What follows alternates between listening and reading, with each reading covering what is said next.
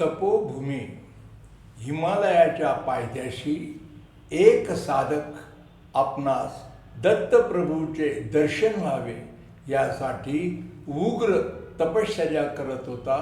तपश्चर्येमध्ये त्याचे 1.5-2 वर्ष तपे ही तपश्चर्येत गेली, परंतु तरीही त्याला दत्तप्रभूचे दर्शन होत नव्हते.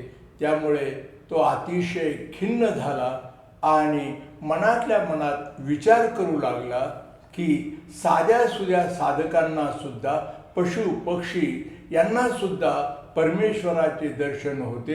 मी तर 1.5-2 रुपये तपश्चर्या केलेली आहे, तरीही मला दत्तप्रभूचे दर्शन का होत नाही. अशा तऱ्हेनं तो खिन्न अवस्थेत एके दिवशी झोपेत असताना त्याला स्वप्नदृष्टांत झाला आणि त्या स्वप्नदृष्टांतामध्ये त्याला सांगण्यात आले की तुला हव्या असलेल्या दत्तप्रभूंचे दर्शन हिमालयावर एका गर्द झाडीत असलेल्या गुहेत असलेले महर्षी तुला दत्तप्रभूच्या दर्शनाबाबत योग्य ते मार्गदर्शन करतील.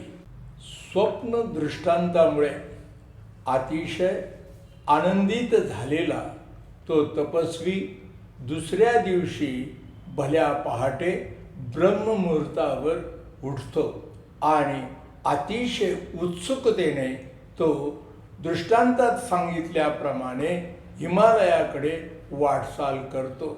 मजल दर मजल करीत तो दृष्टांतानुसार एका गर्द झाडीत येतो आणि त्या गर्द झाडीत त्याला विशाल अशी ती गुहा दिसते. तेथील आध्यात्मिक वातावरणामुळे तो अभिमंत्रित झालेला असतो. एक प्रकारे आनंदाच्या लहरी त्याच्या सर्वांगामध्ये निर्माण झालेल्या असतात.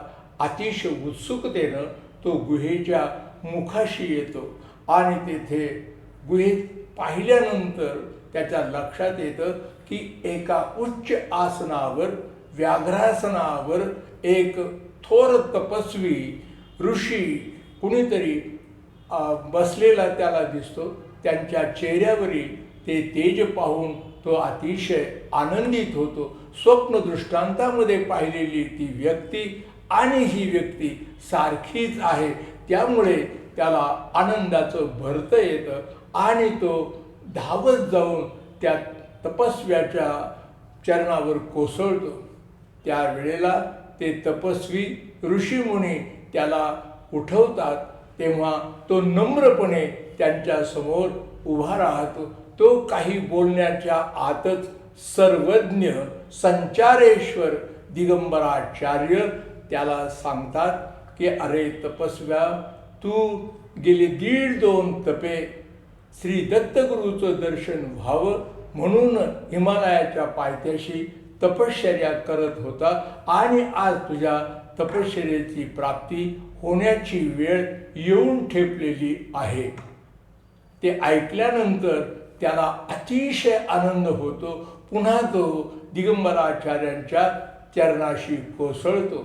त्यावेळेला दिगंबराचार्य त्याला प्रेमाने उठवतात आणि सांगतात, अरे तू कशासाठी एवढी तपश्चर्या करत होतो हे माझ्या लक्षात आलेलं आहे, तर तुला त्याचं दर्शन लवकरच घडेल. ह्यावेळेला मात्र त्या तपस्व्याला अतिशय आनंद झालेला असतो आणि त्याच वेळेला बघता बघता दिगंबराचार्यांचं स्वरूप पालटतं आणि ते दत्त स्वरूपामध्ये त्या तपस्व्याला दिसू लागतात.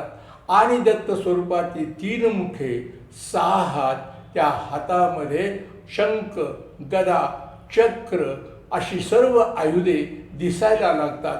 खूप मोठासा जटांभार सोडलेलाही त्याला दिसतो आणि ते दत्त दिगंबराचं अत्यंत तेजस्वी, तेजपुंज असं स्वरूप पाहून त्या तपस्व्याला खूप आनंद होतो. गेले 1.5-2 तपे आपण ज्या ध्यानाचा, ज्या स्वरूपाचा सारखा ध्यास घेतला होता, ते स्वरूप, ते दत्त दिगंबराचं स्वरूप आज आपल्याला साक्षात दिसलेलं आहे.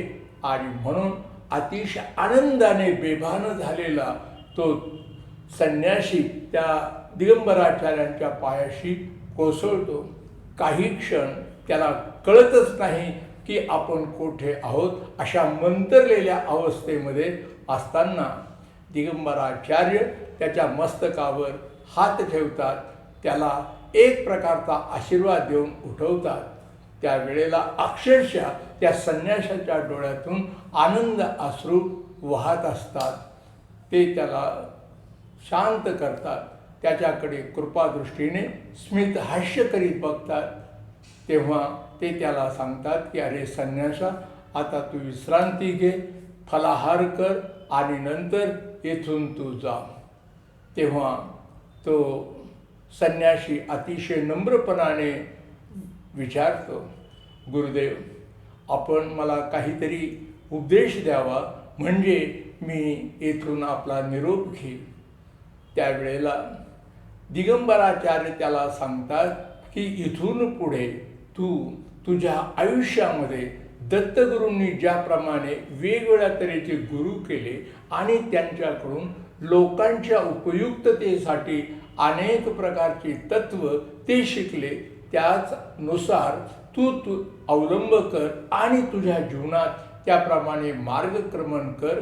खरं म्हणजे तुझी दत्तपूजा हीच खरी दत्तपूजा ठरेल की ज्या तत्वानुसार तू वागला त्या तत्वानुसार अधिकाधिक रयतेचं कल्याण कर, त्यांना सुख, समाधान, शांती आणि आनंद कशी लाभेल याच्या दृष्टीने प्रयत्न कर.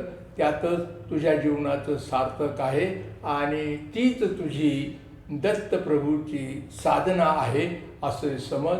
आता तू निश्चिंतपणे इथून प्रयाण करू शकतो. तथास्तु असे म्हणून ते त्याला प्रेमाने निरोप देतात.